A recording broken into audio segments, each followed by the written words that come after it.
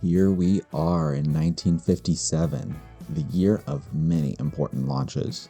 6 Aote boosters will fly this year, carrying the payloads required to complete the Light Satellites program assigned to the ASP by the United States government. While we are hoping for a successful year, we don't start off strong, as the first and only flight of the Aote 500 ends in a critical failure. The second stage, here seen, fails to ignite, starting the third and fourth stages on their way with a heading of approximately 90 degrees. This was meant to be an attempt at the first polar orbit, though the satellite wasn't quite ready, having only a very small amount of battery power, similar to the Tian-1 that flew in the final days of 1956. Though, the SAT would still collect some science data and transmit it back to the Earth before falling down on the Hudson Bay, narrowly missing Canada on the way down. Our apologies, folks.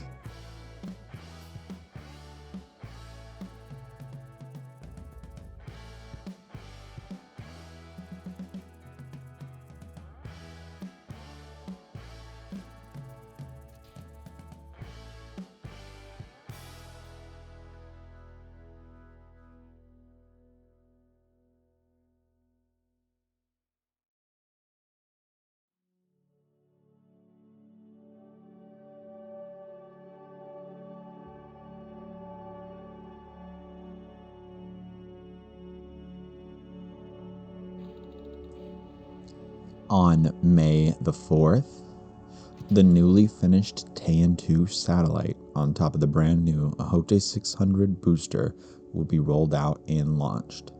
The largest difference between the 600 and the 500 is a slight stretch on the second stage to get more out of the AJ-10 booster that is being used. This comes after the new AJ-10 on the last flight was the cause of the failure. Unfortunately, the first stage would be the one that would fail on this flight. A fault in guidance hardware due to a poorly installed sensor led to an early shutdown of the LR-43 engine powering the Aote 600. After the computer triggered a staging event, the flight control triggered termination of the flight.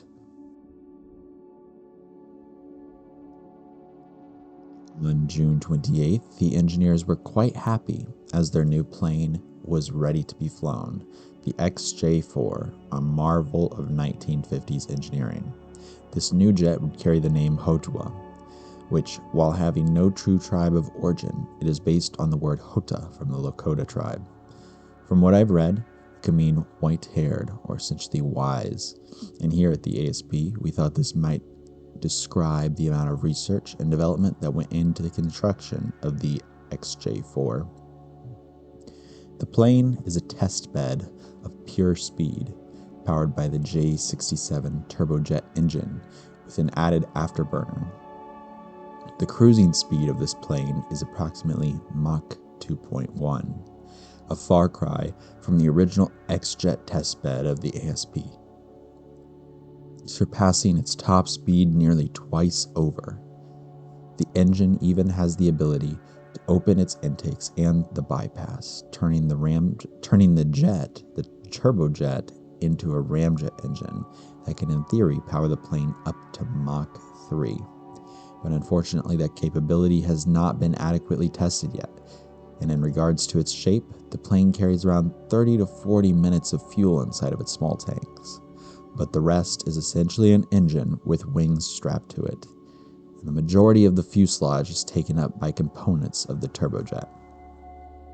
For the first contract of our flight, of our test flight for the XJ-4, the plane is piloted by Stacy Wood at a speed of around 550 meters per second in level flight, as we wanted to slowly test the engine components at small incremental speed increases before our maximum cruising speed. Stacy volunteered to take the flights for this year, as Ernest and Gwen will be attending classes in preparation for a new plane in 1958. The plane would bank to the north and head towards Georgia, while attempting to reach the speed goals set out for it. In the meanwhile, Stacy would check instrument readings and confirm safe operation of the jet. Unfortunately, the weight of this plane means that its gliding capabilities are extremely limited, and should the engine fail or go below 10% thrust, it is unlikely the plane will be able to glide much further than 15 kilometers safely. As such, it was imperative that Stacy monitor the internal engine temperature to prevent failure similar to that of the XJ-3 on its first flight. Finally, the plane would reach a maximum speed set out for this mission, cementing its success, and all readings and instruments appeared nominal.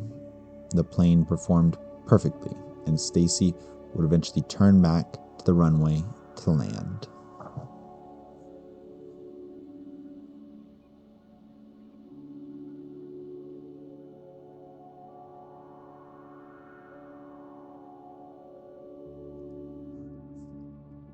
On June 30th, the next attempt to put a KN-2 in orbit would take place. This flight would need to be the first in a series of successes to save the ASP. If all scheduled flights this year were to work, we would still beat the deadline for the light satellite program by a few days, and in doing so, cement the future for the ASP. While the flight occurs here, I would like to take a moment to talk about the name of our early satellites. They are called Tan. While like Hotua, the name of Tan has an origin that is unknown to me.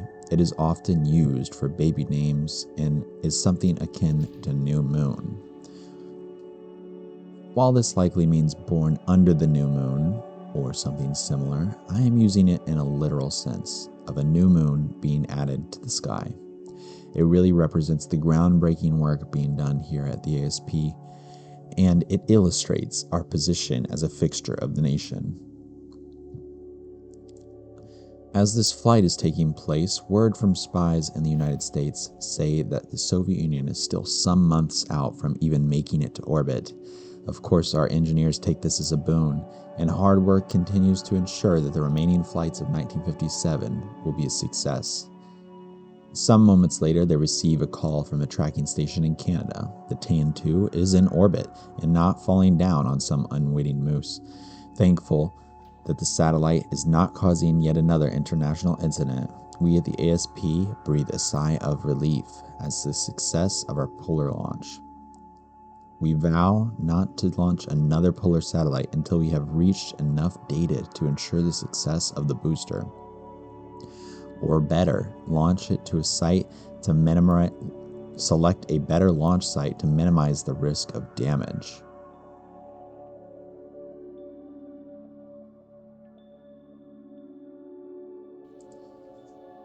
On July 30th, 1 month after our polar success, Stacy climbs into the cockpit of the XJ-4 once more to attempt another contract for the ASP.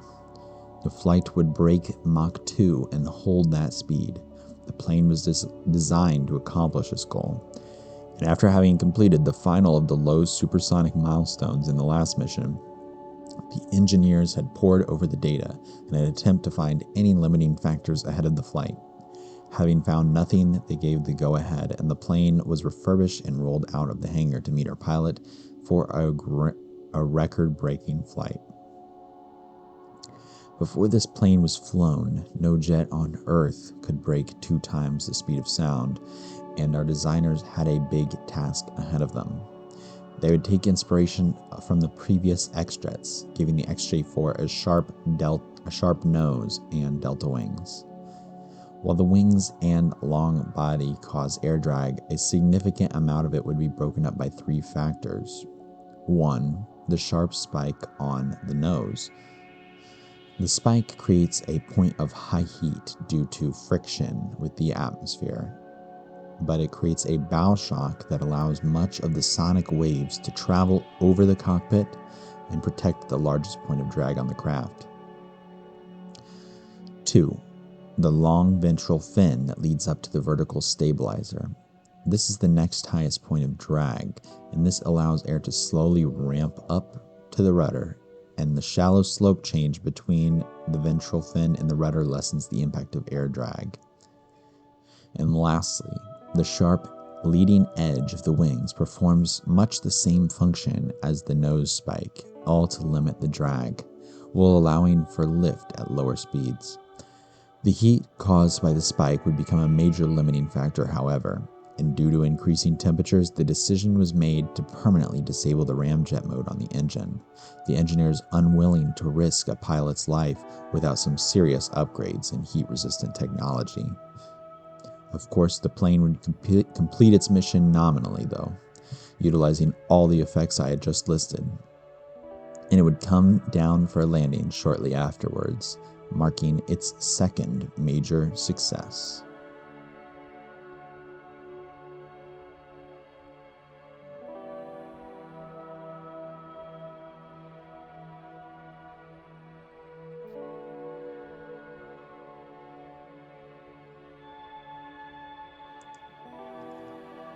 After the Mach 2 mission, our scientists came up with a few more experiments they wanted Stacy to perform in the XJ4.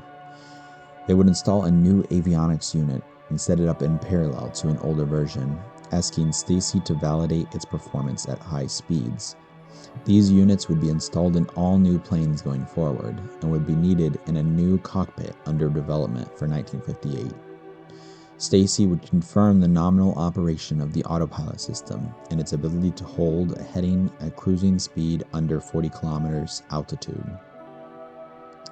He would find that the heading would change by less than a degree across the whole flight. And as this was taking place, strips of new metal would be fitted to the fuselage in different areas to test their thermal properties, checking the deformation rate of new parts. This would be done after extensive ground testing, of course, but this testing had cost the program a pretty penny. Inside the engine, there were fuel and heat sensors to test the rate of fuel flow in the afterburner engine, as it had been inconsistent on previous flights of the XJ3 and XJ4 when the afterburner was engaged. In this, they found that there was a link between engine temperatures and fuel consumption, with a higher temperature leading to a greatly increased combustion rate of the fuel. This would lead to the decision to limit afterburner usage unless required for a record-breaking flight or a particular experiment. Administrators want our pilots to have as much fuel left over as possible to increase the plane's downrange capabilities in an emergency. Having tested all of this, Stacy would land his plane for the final time this year as the ASP scrambles to save every dollar while funds slowly dry up from the satellite contracts.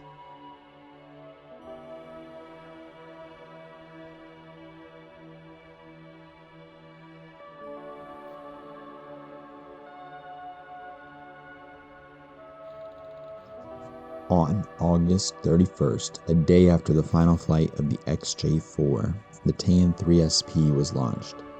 On top of the Ahote 600 booster, the new Taean satellite would sit, waiting to demonstrate a new capability of the ASP: solar power.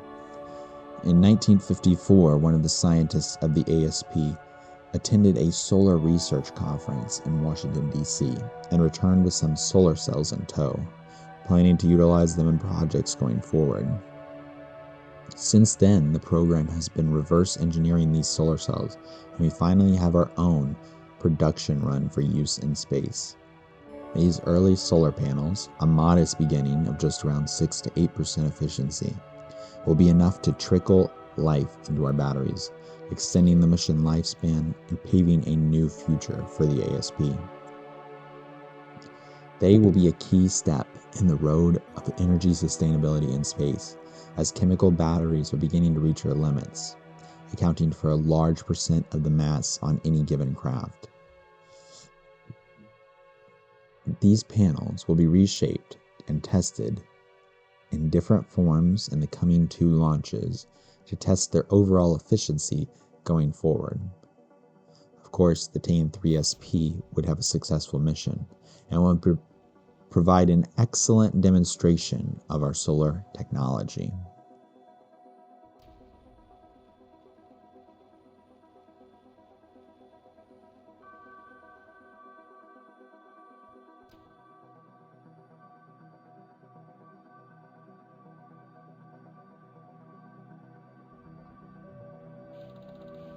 October 16th, 1957. At the success of the Tian-3 SP, the Soviet Union had fallen far behind the United States. Earlier this month, on October 4th, they would launch their first satellite ever, the Sputnik 1, and we are here on October 16th about to launch our fourth satellite, the Tian-4. The Tian-4 will act as yet another test of solar technology, but the primary mission of this new satellite will be to conduct tests of the atmosphere in low orbit. On board is a pressure scan and a temperature experiment that will be used to make the analysis of the upper atmosphere. The planned lifespan of the Tian-4 is not intended to be very long, only around 10 hours, with help from the solar panels, but this should be enough time to cover many sites in its intended orbit. The booster performed nominally ahead of main engine cutoff, and the second stage would ignite, propelling the vehicle towards its targeted orbit. Of course, the solid rocket motors after the AJ-10 add a little bit of an inconsistency to the final period of the orbits, but typically the period is approximately 1 hour to 1 hour and 20 minutes long. This inconsistency would prove a problem on future launches of a more advanced satellite, but for the purposes of these early orbital tests, it causes little to no concern. However, in spite of this, the new launch vehicles would be under development to prove the accuracy of our orbits going forward. As you can see, the eccentricity of the orbit is much higher than intended in the case of this Tian-4, and will limit the amount of sites that the satellite can cover before its limited charge is depleted. With the Tian-4 rounding out a successful mission, all eyes will be on Tian-5 for the final launch of the year. Everything would need to go perfectly if the mission was to be a success and the budget was hanging by a thread leading into the launch date. Of course, the data from the Tian-4 would be critical for the flight of the Tian-5, and you will see what the mission of the Tian-5 is going forward.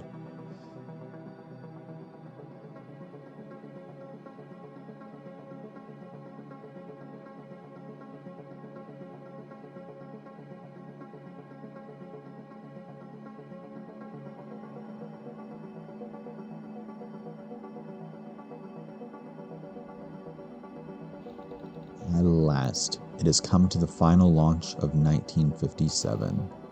This is the Tian-5, the vehicle that will either make or break the Aurora space program.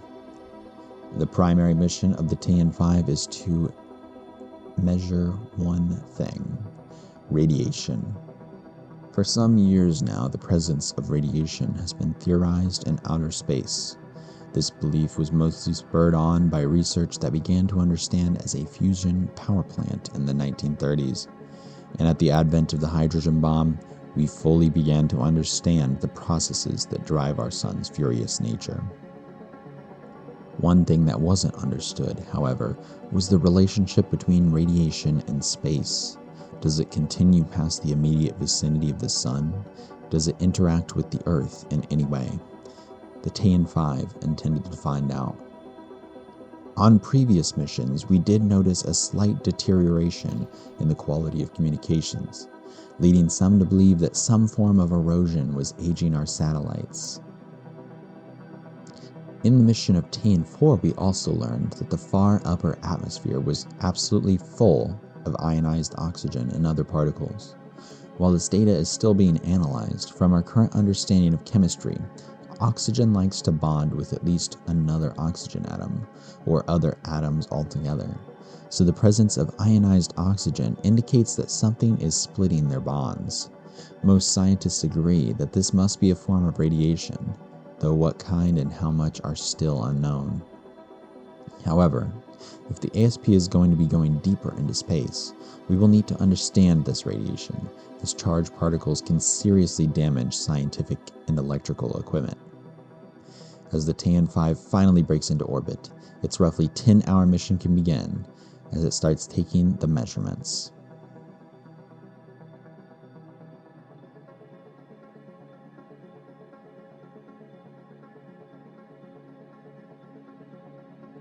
And here I am with the Bureau of the Administration of the ASP. So far, this was a very, I would say, a very lucky episode. We had great success in the latter half of the year, but in the first half, I was extremely nervous. If the trend from those first 2 launches held up, I would have been calling it the end of the series, probably. We would not have been able to afford to launch maybe 2 more rockets, so I was very pleased to see the success of our final launch vehicles. It was truly like I was on the edge of my seat every day on this episode. And here you can see I'm picking up some new contracts. I'm going with the commercial applications contract, and I believe I go with the navigation satellite contract, both of them at breakneck speed, and I went with early lunar probes. So what I went with the 2 contracts for the navigation and communications satellites for is because I wanted to get as many satellites in orbit as possible, and I want to test out a new launch vehicle that I've been working on for the future. It's going to be called the Karuk, and I'll explain the name in another video, but the Karuk is going to be our new main launch vehicle. It can launch 1 ton into low Earth orbit, and we're going to be utilizing that a lot in 1958. We're going to be attempting to utilize it a lot. We're probably going to have an intermediary in the Ahote booster series, but we'll see. For this episode, I think that'll be it. I am very, very glad that all of you watched. I hope that this episode was fine for you, even though it's a little bit short. I think that we did a great job. I'm very happy with the program and the way that it's going, and I hope that you all are very happy with it as well. I hope that you enjoyed this episode. If you did, go ahead and hit that like button, hit the subscribe button, and leave a comment down below if you're interested in doing that. And if you are subscribed and you want to see more of this content, I know that I'm a very new channel, so it might not pop up in your feed. Go ahead and hit the bell button. I upload every Saturday at 9 in the morning Eastern Standard Time, so you should be able to see a new episode from this series then. Anyways, thank you very much for watching, and I hope you all have a great day.